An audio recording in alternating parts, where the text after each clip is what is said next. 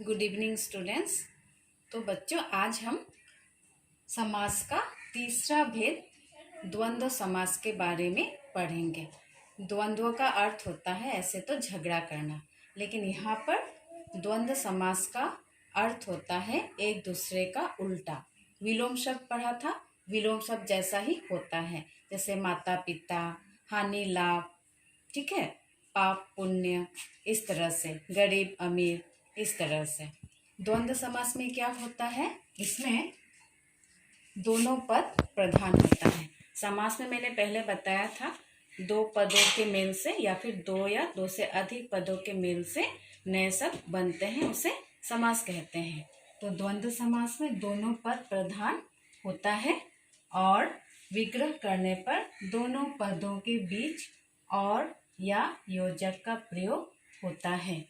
और या योजक का, तो इस तरह से द्वंद्व समास में दोनों पद प्रधान होते हैं और उन समास को विग्रह करने पर उनके बीच और या का प्रयोग होता है। और या जो है ये कंजंक्शन है, समुच्चय बोधक योजक कहते हैं। ठीक है, उदाहरण देखो जैसे, ठीक है, उदाहरण राजा रंग, इस तरह से। एक बात ध्यान देना, द्वंद्व समास में राजा और रंग, राजा का उल्टा रंग, रंग का मतलब होता है गरीब। जब तुम इसको अलग अलग करके लिखोगे तो इनके बीच में और लग जाएगा, राजा और रंग, इस तरह से। और भी लगा सकते हो या भी लगा सकते हो। दूसरा उदाहरण देखो, बहुत आसान है, ठीक है, माता पिता, ठीक है। अब इसको भी विग्रह करोगे, या तो लिख सकते हो माता या पिता, या फिर माता और पिता, कोई भी लिख सकते हो। विग्रह करने पर और या लगता है, माता या फिर पिता। ये दोनों एक दूसरे के ऑपोजिट वर्ड है, इस तरह से, ठीक है।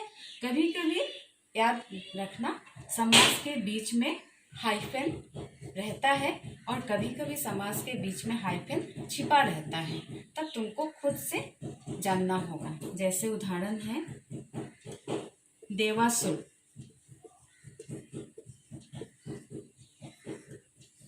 अब इसमें देवासुर, पहला शब्द है देव और दूसरा शब्द होगा असुर। तोड़ के लिखोगे तो देव और असुर होगा।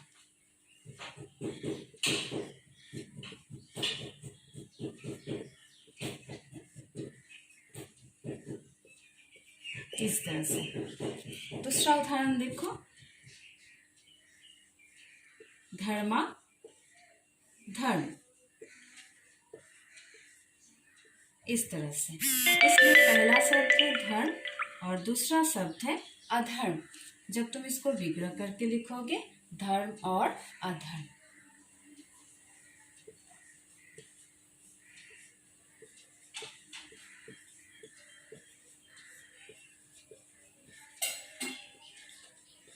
इस तरह से। इसके उदाहरण बहुत लिमिटेड है, ज्यादा नहीं है, 4-5 है, बाकी में हाइफन रहता है, तो तुम द्वंद्व समास को पहचान सकोगे। और एक उदाहरण लिखो, लाभा लाभ, इसमें पहला शब्द है लाभ और दूसरा शब्द है अलाभ। अलाभ मतलब हानि। जब तुम अलग करके लिखोगे ऐसा होगा, लाभ और अलाभ।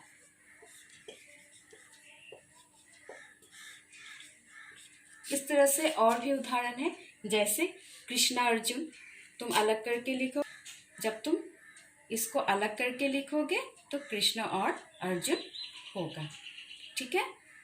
ये रहे द्वंद्व समास।